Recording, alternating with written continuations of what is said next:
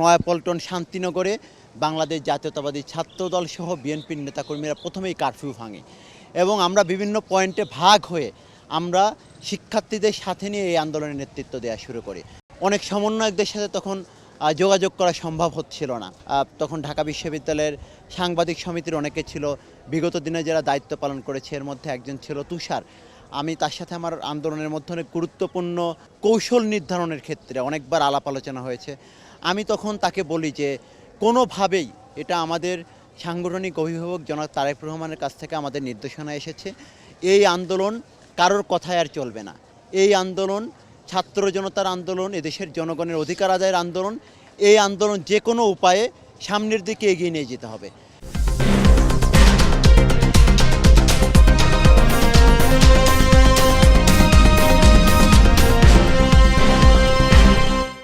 বাংলাদেশের বিগত সময়ে যে যৌক্তিক আন্দোলনগুলো হয়েছে, প্রত্যেকটি যৌক্তিক আন্দোলনে এই বিগত ফ্যাসিস্ট পতিত স্বৈরাচার হাসিনা প্রত্যেকটি আন্দোলনে একটি রাজনৈতিক ট্যাগ দেওয়ার চেষ্টা করে। আমরা আমাদের অতীত অভিজ্ঞতা দেখেছি, যেহেতু এটি শিক্ষার্থীদের একটি ন্যায্য এবং যৌক্তিক অধিকার, আমরা যদি ব্যানার নিয়ে অংশগ্রহণ করতাম তাহলে শুরুতেই তারা সেটিকে রাজনৈতিক ট্যাগ দিয়ে এটিকে দমন নিপীড়ন করত এবং এই আন্দোলন সফল হোক সেটি কোনোভাবেই সেই পরিবেশটা তারা রাখতো না। এই জন্য আমরা মনে করছি যে শিক্ষার্থীদের এই যৌক্তিক ন্যায্য আন্দোলনে আমরা কোনোভাবে ব্যানার নিয়ে অংশগ্রহণ করব না। এবং আপনি দেখবেন যে এই আন্দোলনে যখন বেগবান হয় তখন থেকে কিন্তু এই ফ্যাসিবাদী সরকারের যারা গুরুত্বপূর্ণ মন্ত্রী এবং হাসিনা সহ যারা ছিল তারা প্রত্যেকেই কিন্তু তখন থেকে বলা শুরু করে এই আন্দোলনে বিএনপি এবং অন্যান্য বিরোধী রাজনৈতিক দলের সম্পৃক্ততা রয়েছে এবং তারা সেটি বলেই কিন্তু 15ই জুলাইয়ের পর থেকে এই আন্দোলনে কিন্তু তারা দমন নিপীড়ন চালানো শুরু করে। তারা বুঝতে পেরেছিল যে এই আন্দোলন আর শুধু কোটা সংস্কার আন্দোলনে নেই, কারণ আমাদের উদ্দেশ্যই ছিল কিন্তু এই সরকারকে যে কোনোভাবে এই অনির্বাচিত স্বৈরাচার ফ্যাসিস্ট সরকারের পতন নিশ্চিত করা। দেখেন যে 16ই জুলাই আবু সাইদ এবং যে ওয়াসিম সহ 6 জন শহীদ হওয়ার পরে 17ই জুলাইয়ের বাংলাদেশের যে কর্মসূচি, ঢাকা বিশ্ববিদ্যালয়ে 17ই জুলাই কিন্তু ছাত্রলীগকে হল থেকে বের করে দেওয়ার পরে পুলিশ এবং যৌথ বাহিনী মিলে ঢাকা বিশ্ববিদ্যালয়ের একটি জরুরি সিন্ডিকেট সভার মাধ্যমে ঢাকা বিশ্ববিদ্যালয় বন্ধ ঘোষণা করা হয় এবং ঢাকা বিশ্ববিদ্যালয় থেকে সকল শিক্ষার্থীকে হল থেকে বের করে দেওয়া হয় নির্যাতন করে, নিপীড়ন চালিয়ে। তখন ঢাকা বিশ্ববিদ্যালয় যখন পুরোপুরি বন্ধ হয়ে যায় তখন এই আন্দোলন কিন্তু এই বিশ্ববিদ্যালয়ের শিক্ষার্থীরা নেতৃত্বে ছিল না। তখন এই আন্দোলনের নেতৃত্বে ছড়িয়ে পড়ে সারা বাংলাদেশে এবং তখন এই বাংলাদেশ জাতীয়তাবাদী ছাত্রদল সহ বিএনপি এবং তার অঙ্গ সহযোগী যে সংগঠনের নেতাকর্মী এবং অন্যান্য বিরোধী দলের রাজনৈতিক যারা নেতাকর্মী, তারা ঢাকা শহরসহ বাংলাদেশের প্রতিটি গুরুত্বপূর্ণ পয়েন্টে তারা তাদের সেই অতীত অভিজ্ঞতা নিয়ে রাজনৈতিক নেতৃত্ব দিয়ে এদেশের ছাত্রদেরকে সামনে নিয়ে তারা এই আন্দোলনকে বেগবান করে তোলে এবং 17 এবং 18 জুলাই যখন চরম নিপীড়ন চলে, এরপরে কিন্তু 19শে জুলাই বিএনপির পক্ষ থেকে সকল রাজনৈতিক দলকে সাথে নিয়ে প্রেস ক্লাবের সামনে একটি কর্মসূচি ঘোষণা করা হয়। সেই কর্মসূচি কিন্তু বাস্তবায়ন করতে দেয়নি এই তৎকালীন যে ফ্যাসিস্ট সরকারের যারা প্রশাসন, তারা কিন্তু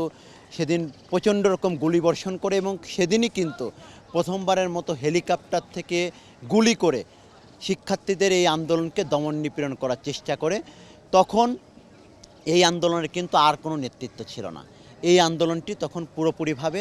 এই আন্দোলনের নেতৃত্ব এদেশের আপামর ছাত্র জনতা, যারা 24-এর 7 জানুয়ারির নির্বাচন বয়কট করেছিল, যারা বিগত তিনটে নির্বাচনে তাদের ভোটাধিকার প্রয়োগ করতে পারেনি, যারা এই বিগত 1.5 দশক ধরে যাদের গণতান্ত্রিক অধিকার হরণ করা হয়েছিল, তারা এই আন্দোলনের নেতৃত্ব তাদের হাতে তুলে নেয় এবং বাংলাদেশকে নিরাপদ বাংলাদেশ হিসেবে গড়ে তোলার জন্য, গণতান্ত্রিক বাংলাদেশ হিসেবে গড়ে তোলার জন্য তারা কিন্তু নিজেরাই স্বপ্রণোদিত হয়ে এই যে বিএনপি সহ যত বিরোধী রাজনৈতিক দল, তারা তখন নেতৃত্ব দিয়ে রাজপথে নেমে আসে এবং এই ছাত্র জনতার এই আন্দোলনকে গণ অভ্যুত্থানে রূপ দেওয়ার জন্য তারা তাদের আন্দোলন সংগ্রাম চালিয়ে যায়। 19শে জুলাই যখন 18ই জুলাই যখন সরকারের পক্ষ থেকে আহ্বান জানানো হয় যে সমন্বয়কদের সাথে মিটিংয়ে বসবে, তখন কিন্তু একটি দোটানা যে অবস্থা, যে আসলে আন্দোলনকারীরা কি তাদের ভাইদের রক্ত মারিয়ে সেই সংলাপের টেবিলে বসবে কিনা। আমরা দেখেছি তখন কিন্তু সংলাপে তারা গিয়েছে। যার পরে 7জন বা 8জন সমন্বয়ক তারা কিন্তু সেখানে আন্দোলন প্রত্যাহারেরও ঘোষণা দিয়েছে। কিন্তু এদেশের জনগণ, এদেশের যারা রাজনৈতিক দল, বিএনপি সহ আমরা বাংলাদেশ জাতীয়তাবাদী ছাত্রদল, তখন কিন্তু এই আন্দোলন আমরা কিন্তু তাদের আহ্বানে সাড়া দেইনি। তখন সমন্বয়কদের এই যে আন্দোলন থেকে সরে আসার এবং তারা যখন বলেছে যে তারা এই যে সারা দেশে তারা সাধারণ শিক্ষার্থীদের, ছাত্র জনতার অংশগ্রহণকে তখন তারা বলেছে যে নৈরাজ্য সৃষ্টি করছে, এই আন্দোলনে একটা গোষ্ঠী সুযোগ নেওয়ার চেষ্টা করছে। তখন কিন্তু তারা এই আন্দোলনে কিন্তু একটা দ্বিধাবিভক্ত তৈরি হয় এবং তখন আমরা বাংলাদেশ জাতীয়তাবাদী ছাত্রদল সহ আমরা যারা রাজনৈতিক সংগঠনগুলো ছিলাম, আমরা তখন সিদ্ধান্ত গ্রহণ করি এই আন্দোলনে আমাদের ভাইদের রক্তে যখন রাজপথ রঞ্জিত হয়েছে, এই আন্দোলন থেকে আমাদের পিছনে ফিরে আসার সুযোগ নেই। তখন আমরা এই আন্দোলন চালিয়ে যাওয়ার জন্য রাজপথে সর্বশক্তি নিয়ে আমরা মাঠে নামি। তখন এই যে সমন্বয়কদের ঘোষণা দেওয়ার পরে আমি বাংলাদেশ জাতীয়তাবাদী ছাত্রদল ঢাকা বিশ্ববিদ্যালয়ের সাধারণ সম্পাদক হিসেবে আমাদের বিএনপির ভারপ্রাপ্ত চেয়ারম্যান, আমাদের সাংগঠনিক অভিভাবক জনাব তারেক রহমানের কাছ থেকে আমাদের কাছে বার্তা আসে যে যে কোনো উপায়ে এই আন্দোলনকে চালিয়ে নিয়ে যেতে হবে। তখন আমরা কারফিউ জারি করা হয়। সেই কারফিউর মধ্যে প্রথম আমরা নয়াপল্টন শান্তিনগরে বাংলাদেশ জাতীয়তাবাদী ছাত্রদল সহ বিএনপির নেতাকর্মীরা প্রথমেই কারফিউ ভাঙে এবং আমরা বিভিন্ন পয়েন্টে ভাগ হয়ে আমরা শিক্ষার্থীদের সাথে নিয়ে এই আন্দোলনের নেতৃত্ব দেওয়া শুরু করি। তখন এই আন্দোলন যাতে চলমান থাকে সেই লক্ষ্যে আমি যেহেতু ছাত্রদলের একটি গুরুত্বপূর্ণ দায়িত্বে ঢাকা বিশ্ববিদ্যালয়ের সাধারণ সম্পাদক, তখন আমি অনেক সমন্বয়কদের সাথে তখন যোগাযোগ করা সম্ভব হচ্ছিল না। তখন আমরা ঢাকা বিশ্ববিদ্যালয়ে তৎকালীন যারা আন্দোলনের সাথে সম্পৃক্ত ছিল, আমাদের সাথে যাদের যোগাযোগ ছিল, তখন ঢাকা বিশ্ববিদ্যালয়ের সাংবাদিক সমিতির অনেকে ছিল, বিগত দিনে যারা দায়িত্ব পালন করেছে, এর মধ্যে একজন ছিল তুষার। আমি তার সাথে আমার আন্দোলনের মধ্যে অনেক গুরুত্বপূর্ণ কৌশল নির্ধারণের ক্ষেত্রে অনেকবার আলাপ আলোচনা হয়েছে। আমি তখন তাকে বলি যে কোনোভাবেই, এটা আমাদের সাংগঠনিক অভিভাবক জনাব তারেক রহমানের কাছ থেকে আমাদের নির্দেশনা এসেছে, এই আন্দোলন কারোর কথায় আর চলবে না। এই আন্দোলন ছাত্র জনতার আন্দোলন, এদেশের জনগণের অধিকার আদায়ের আন্দোলন। এই আন্দোলন যে কোনো উপায়ে সামনের দিকে এগিয়ে নিয়ে যেতে হবে। সেই লক্ষ্যে আমরা কিন্তু তখন আমি তুষারের সাথে আলোচনা করি যে অন্যান্য সমন্বয়ক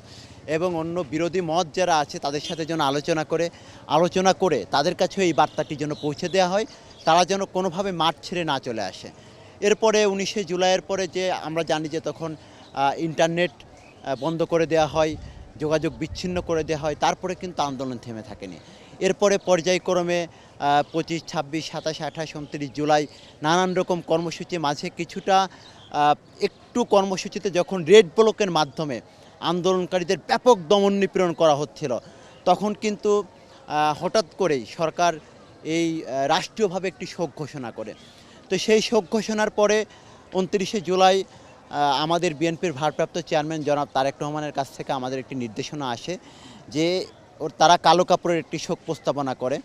তো তার বিপরীতে আমাদের একটি কর্মসূচি ঘোষণা করতে হবে এবং পরবর্তীতে যে কর্মসূচিটি, যে নির্দেশনা আসে সেটি কালো কাপড়ের বিপরীতে, আপনারা জানেন যে প্রোফাইল লাল করা সহ, মুখে লাল কাপড় বাঁধা সহ এই যে কর্মসূচিটি, তখন কিন্তু এই যে কালো কাপড়ের বিপরীতে যে কর্মসূচি,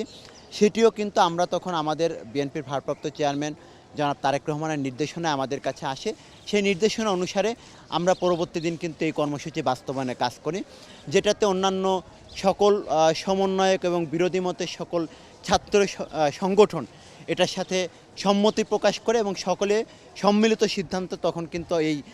কর্মসূচিটি কিন্তু চরমভাবে আলোড়ন তৈরি করে এবং পরবর্তীতে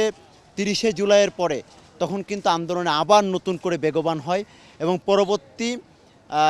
3 আগস্ট পরবর্তী যখন শহীদ মিনারে এক দফা ঘোষণা করা হয়, সেই এক দফা যখন ঘোষণা করা হয় তখন কিন্তু শহীদ মিনার সহ সারা বাংলাদেশে এদেশের আপামর সাধারণ ছাত্র জনতার পাশাপাশি সকল রাজনৈতিক গোষ্ঠীর বিরোধী মতের এই গণতন্ত্রের পক্ষে সকল শক্তি কিন্তু তখন রাজপথে নেমে আসে এবং তার মধ্য দিয়েই কিন্তু 5 আগস্টের এই ঐতিহাসিক বিজয় হয়। এবং তার আগে আমরা দেখেছি এদেশের সাংস্কৃতিক অঙ্গনের লোকজন ধানমন্ডি রবীন্দ্র সরোবরে সভা সমাবেশ করে সেখান থেকে শহীদ মিনারে এসে যোগ দেয়। এই যে সাংস্কৃতিক অঙ্গনের লোকজন যে রাজপথে নেমে আসে, সেখানেও কিন্তু আমরা চেষ্টা করি যে তাদেরকে রাজপথে আমাদের অবস্থান থেকে যাদের সাথে যোগাযোগ ছিল, কিছু গুরুত্বপূর্ণ শিল্পী, সাংস্কৃতিক ব্যক্তিত্ব, তাদেরকে কিন্তু আমরা তখন বার্তা দিয়েছি যে আপনারা